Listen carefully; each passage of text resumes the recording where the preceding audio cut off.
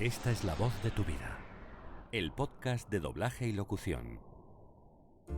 Tal y como anunciábamos en el último podcast, hoy recibimos en La Voz de tu Vida a uno de los profesionales del doblaje con mayor carrera a sus espaldas, ya que lleva en la profesión desde que era muy pequeñito, compaginando su labor de actor con la de después director y, sobre todo, narrador, pues cuenta en su haber con una grandísima aportación al mundo del documental y habiendo realizado trabajos tan destacados como El arte de vivir o Informe semanal. Además, como reconocimiento por parte de sus compañeros de la profesión a su larga trayectoria, en el año 2018 fue condecorado con el premio Irene, otorgado por la Escuela de Doblaje de Madrid, ya que la palabra de José Ángel vale más que 1000 imágenes. José Ángel, muy buenas. Muy buenas, ojalá tengas razón y sean muy buenas, porque es que este año, que no hay que olvidar que es bisiesto, parece que pintan bastos, ¿eh? La verdad es que sí. Sí. Bueno, pues ya estuvimos la semana pasada contigo, con Juan Dors, pero vamos a intentar hacer una entrevista más enfocada a toda tu carrera. Si te preguntamos a ti, aparte de todo lo que hemos comentado ya en la introducción, ¿quién dirías que es José Ángel Juanes? Menuda pregunta. Empezamos fácil. Mira, yo no sé quién, hay alguien, no sé quién, que dijo una cosa que tenía razón, creo. Dijo que cada uno de nosotros había tres personas distintas. Una, la que ven los demás. Otra, como nos vemos nosotros mismos. Y otra, lo que somos en realidad. A medida que te vas haciendo mayor o viejo, las dos últimas se van juntando mucho. No sé si llegan a unirse, creo que no, pero se juntan mucho. También eres lo que haces, y yo te puedo decir que te puedo contar lo que he hecho un poco por encima y decirte un par de cosas que siempre han guiado mi vida personal y mi vida profesional. Siempre he preferido la libertad a la seguridad. Nunca he estado contratado y siempre he hecho las cosas un poco por mi cuenta. Por otra parte, otra característica de toda mi vida ha sido la curiosidad, una curiosidad grande por casi todo. No por todo, porque hay cosas que no despiertan la curiosidad ni del más cosilla. Pero, en fin, por esas cosas he hecho en mi vida pues cosas muy, muy diferentes.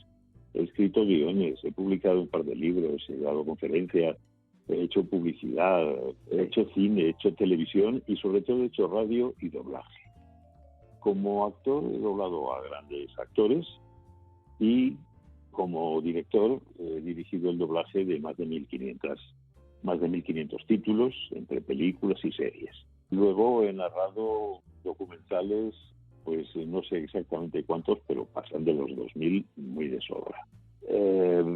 Para terminar, soy una persona muy importante para mi familia y mis amigos más cercanos. Importante para mis amigos. Y luego mi voz pues la conocen miles de personas que no me conocen y a quienes yo no conozco. Y aparte de eso, soy un perfecto desconocido para más de 7.000 millones de seres humanos. O sea que soy uno más, como todos. Bueno, lo que pasa es que con tu trabajo pues has contribuido a hacer claro, universales. Mi trabajo tiene mucha difusión, eso es cierto, y es muy agradable. Desde luego que sí. Oye, José Ángel, ¿y cómo llega a convertirse en actor de doblaje un director de fotografía o un guionista? Pues mira, muy sencillo. Te he hablado de que siempre he sentido mucha curiosidad. Si sientes mucha curiosidad, pues terminas desembocando en la filosofía. Yo estudié la carrera de filosofía y cuando la terminé me di cuenta de que algo me faltaba. Porque yo no sé, en la filosofía no se debe estudiar joven, hay que esperar unos años más, como hacían en la Edad Media, porque llega un momento en que piensas que todo eso son logomaquias, cosas que tienes en la cabeza, y necesitas acción, pegar los pies al suelo, apoyar la espalda contra la pared y sentir una cosa que no se mueve y que es sólida. Y entonces pues sufrí, digamos, una especie de conversión, como la de San Pablo cuando se cayó el caballo, según cuentan, y fue viendo una película, un documental que se llamaba Serengeti no debe morir, y en uno de los planos se veía a un señor que estaba sentado en mitad de la sabana, con una mesa de campaña y una silla de campaña y un magnetófono. Y estaba tomando sonido. Y yo dije, ese, yo quiero ser ese, yo quiero estar ahí haciendo lo que hace ese. Al día siguiente me fui a la escuela de cine, me dijeron que ya no existía la especialidad de sonido, pero que podía hacer cámara. Y estudié, me matriculé en cámaras, estuve 3 años, a los 3 años me dieron mi título de director de fotografía y estuve trabajando eso en la escuela, en la vieja escuela oficial de cinematografía, de la que ha salido tanta y tanta gente de cine, que ya no existe desgraciadamente. Estuve un par de años dedicándome a la fotografía cinematográfica, sobre todo de documentales. Trabajé mucho, hice viajes muy exóticos a sitios a los que hoy ya no se puede ir porque han desaparecido o porque están en guerra, pero al mismo tiempo ya hacía doblaje. Llegó un momento en que eran incompatibles las dos cosas, no podías decir me voy 3 meses a rodar un documental a África y luego cuando vuelvo os digo que ya estoy aquí, me podéis llamar para un doblaje. Era imposible. Y entonces cuando se planteó el dilema entre micrófono y fotómetro, pues elegí el micrófono porque no sé, me satisfacía más y me daba una vida más estable, sobre todo pensando en cómo iba a ser la vida futura. Sí. Y bueno, pues entonces me dediqué de lleno al doblaje. Claro. ¿Y qué recuerdos tienes de tus inicios como actor? ¿Cómo fueron tus primeros pasos, José Ángel? Pues ahí tenemos que irnos para atrás en el tiempo. Mi padre era periodista y estaba muy relacionado con el mundo del cine y del teatro. Y un buen día, Juan de Orduña, que estaba rodando una película que se llama Misión Blanca, se habló del año 1946, pues necesitaba un niño. Y mi padre le había enseñado eran buenos amigos, mi padre le había enseñado alguna vez una foto mía y yo tenía 6 años y dijo, pues este niño me vale perfectamente. Y yo ahí me llamaron al plato, al rodaje, y entonces ahí empezó mi carrera con un papel estelar que duraba, pues no llegaba a los 20 segundos y que decía cosas como, pues los papás no lloran, pues mi papá no llora. Y cosas de esas. Entonces era un niño que hacía de niño. Ese es el primer recuerdo que tengo de la entrada en este mundo. Y luego hice 7 u 8 películas. Trabajé en la radio, en Radio Madrid, en la emisión infantil, cuando tenía 8 años, en la emisión de Pototo y Boliche. Y fue un programa semanal en el que estuve trabajando 1 año. Hasta que mi padre me dijo un día, mira niño, ya está bien de divertirte haciendo películas y hablando por la radio. Ahora tienes que estudiar, tienes que hacer tu bachillerato, tienes que hacer una carrera y después de eso, si quieres dedicarte a actor, perfectamente. Pero primero a estudiar. Empecé a estudiar y cuando estaba estudiando filosofía, pues ya en 3º o 4º de la carrera, pues unos compañeros pues me liaron. Porque trabajaban en el TEU, hacían cosas en el TEU, el Teatro Español Universitario, que también es una cosa maravillosa que ha desaparecido, y les había fallado un actor. Entonces me preguntaron, oye, ¿por qué no lo haces tú, que has sido actor? Y yo, que no. Bueno, al final me picó el gusanillo y que sí. Estuve haciendo un par de años haciendo teatro, pero teatro amateur, teatro universitario nada más, que era lo que me gustaba, porque me gustaba estar 2 meses preparando una función y luego darle 3 representaciones nada más, en 3 colegios mayores o en una facultad, porque yo admiro a los actores de teatro, los admiro muchísimo por varias cosas. Una de ellas es que la capacidad que tienen de aprenderse obras de teatro enteras. Otro, la fortaleza física y mental que tienen para repetir eso un día sí y otro también, y si llegan a las 1000 representaciones están contentos y los admiro como a héroes, que es lo que son, aparte de su calidad enorme como actores, ¿no? Claro. Y bueno, pues entonces un amigo de mi padre, que también era amigo mío, Jesús Nieto, personaje importante en el doblaje, actor y director, pues le dije, oye, Chus, yo le llamaba Chus porque le conocía desde que yo era niño, claro. Preséntame a alguien en doblaje. Y me llevó a la empresa Sago, donde él estaba contratado, Sí. me presentó a Paco Sánchez, una primera figura del doblaje, tanto en la interpretación como en la dirección, y me dijo, sí, tiene usted buena voz, ¿sabe usted doblar? Y le dije, pues no, porque no lo he hecho nunca. Y me dijo, bueno, pues entonces aprenda usted a doblar, y cuando sepa doblar viene aquí y yo le hago una prueba, encantado. Dije, muy bien, muchas gracias, don Paco. ¿Y cómo se aprende a doblar? Y me dijo, doblando. Claro, yo le dije, eso es un círculo vicioso. Y me dijo, exactamente, es un círculo vicioso. Pero haga como hemos hecho todos, rómpalo. Y con el agravante de que entonces no había ninguna escuela de doblaje. La única forma de aprender el doblaje era llegar al estudio todas las mañanas, sentarte en una de las butacas y ver cómo lo hacían aquellos monstruos como Ángel Mario Altanás, como Jesús Nieto, como Simón Ramírez, María Ángeles Herranz, Lola Cervantes. Bueno, era una cosa impresionante. Y pues sentado allí oyendo a los monstruos, pues me hicieron al final una prueba que, ¿cómo será los nervios de la primera prueba en doblaje? Que todavía, y han pasado ya, pues échale desde el 61, 80 años. No, 60 años. Bueno, los años que sean, no voy a...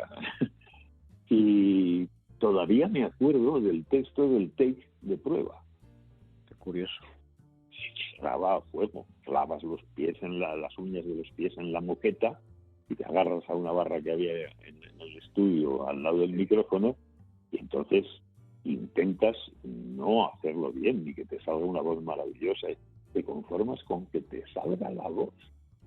Sí, sí.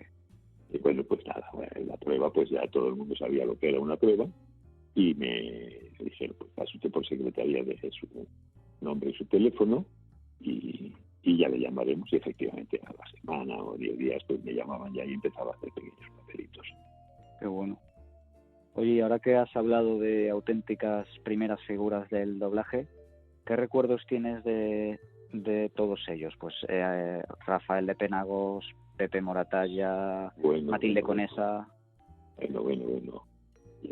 Pues mira, han sido mis maestros primero, mis compañeros después, y después desde el año 72 que empecé a dirigir doblaje, he tenido el placer y he tenido el orgullo de dirigirlos en montones de películas, y dirigiéndolos he aprendido muchísimo como actor.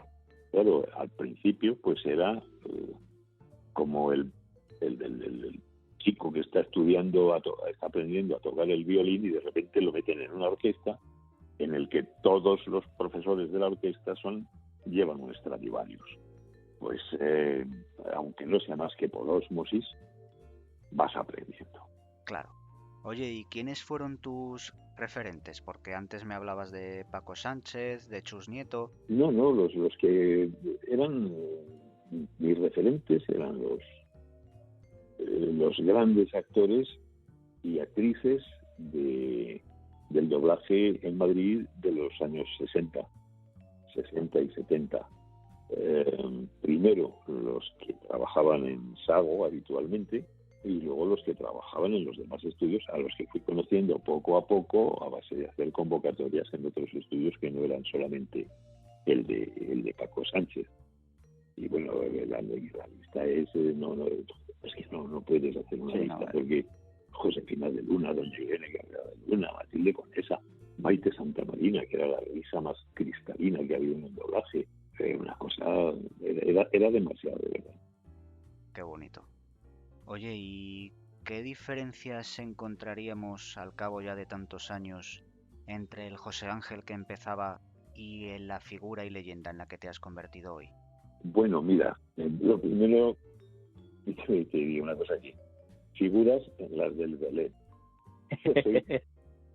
Yo soy un actor y un director de doblaje y un narrador de documentales, y las diferencias que encuentro, pues, como en todas las profesiones, es lo mismo.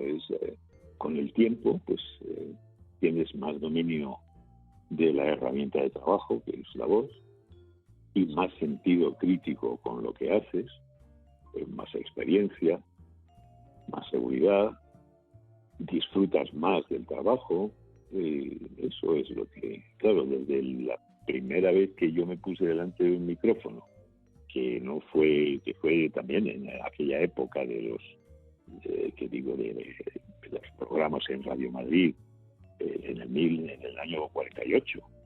Tenía yo 8 años, pues hice mi primera película, mi primera y única película, porque hasta que después ya me metí en la corriente del doblaje después de terminar los estudios y eso. Y empecé con Hugo Donarelli y en Sevilla Films, una película que se llamaba En busca del asesino, que había 2 protagonistas infantiles, que éramos 2 hermanitos, un hermanito y una hermanita. Yo era el hermanito y la hermanita era Célica Torcal. Los padres eran Horayo y Mercedes Vidella, y el policía que descubría el asesinato era Paco Sánchez, 13 años antes del Rómpalo, de lo cual no nos acordábamos ni él ni yo, por supuesto, el día aquel. Y me dejó unos recuerdos que no tienen nada que ver con el doblaje. Por ejemplo, un brasero monumental que había en la sala, porque en Sevilla Films hacía un frío de narices. Un brasero. Y luego, pues, me recuerdo el sabor de las galletas de vainilla que me daba Mercedes Videla, porque en aquella época yo era un niño que hacía de niño, era lo único que hacía. Claro. Oye, y José Ángel, hablando del doblaje a nivel artístico, ¿qué diferencias importantes crees que existen entre el doblaje actual y el de hace, por ejemplo, 50 años, que siempre se ha dicho que es la época dorada del doblaje? Los años 70 fueron la época dorada del doblaje por un motivo, que es que se pasó a grabar en magnético. Claro, antes se hacía en óptico y era muy complicado, muy complicado. Yo recuerdo aquello, porque lo viví, pero incluso con Hugo Donarelli mucho más, claro. Eran los principios de esta profesión. Por eso, y porque además se juntaba la llegada del magnético con la falta de prisas. Se doblaba, se trabajaba despacio, se ensayaba, se volvía a ensayar y se tenía mucha libertad con la sincronía, porque no pasaba nada si te equivocabas, porque volvías a repetir y no pasaba nada. Hoy no se puede repetir porque se trabaja mucho más deprisa o se repite menos que entonces. A cambio de eso, pues la tecnología ayuda muchísimo en la sincronía. El técnico hace unas labores verdaderamente de encaje de bolillos muchas veces. Sí. Pero vamos, la diferencia entre aquel trabajo y este pues es la misma que hay en las películas o la que hay en la pintura o en la medicina, ¿no? Hay una evolución de la técnica que es la que nos marca, y también, sobre todo, hay una evolución de los procesos de producción. Entonces ha cambiado la narrativa cinematográfica y la interpretación, porque ha cambiado la tecnología y han cambiado los gustos del consumidor. Entonces ir al cine era algo mágico que ocurría una vez a la semana en una sala a oscuras, y aquello se recibía como si fuera un sacramento. Y hoy día pues se ha banalizado mucho. Pero en cuanto a la calidad del doblaje, entonces se hacía de una manera, técnicamente hoy se hace de otra, pero la calidad se ha mantenido. Había muy buenos doblajes y había doblajes de consumo, y hoy hay muy buenos doblajes y doblajes de consumo también. La calidad del producto sigue siendo muy buena. Sí, en eso estamos de acuerdo. Oye, y para ir finalizando, ¿de qué se siente orgulloso José Ángel Juanes a lo largo de su carrera profesional?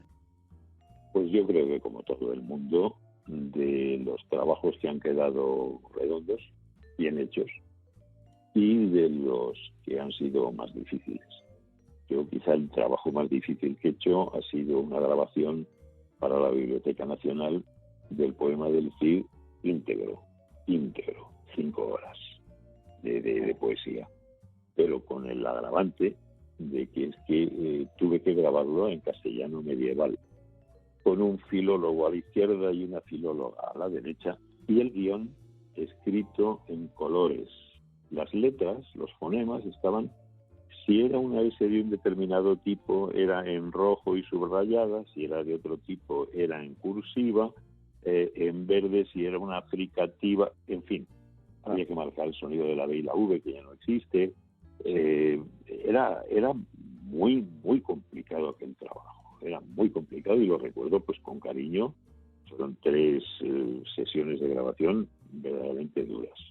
Y luego pues me siento orgulloso de algunas películas, de algunas series y de los documentales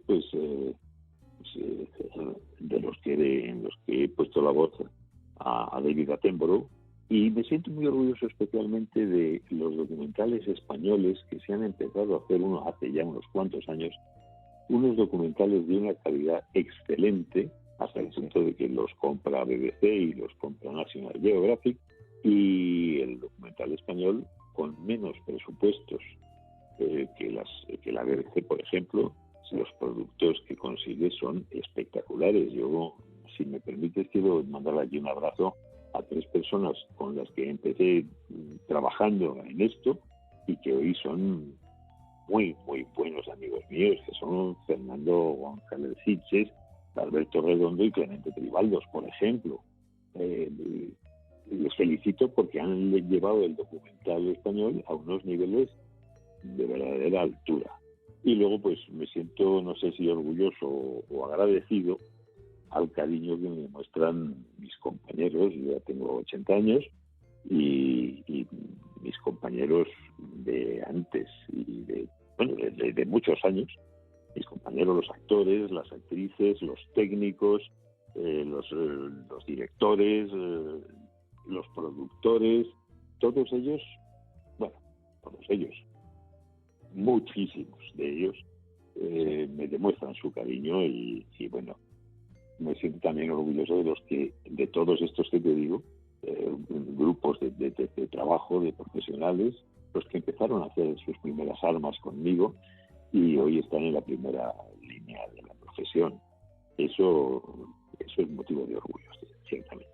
Pues fantástico. José Ángel Juanes, ha sido un auténtico placer volver a tenerte con nosotros una semana más aquí en el podcast La Voz de tu Vida. Muchísimas gracias por dejarme que suelte el rollo. Ya te he dicho que tengo 80 años y soy el abuelito Cebolleta.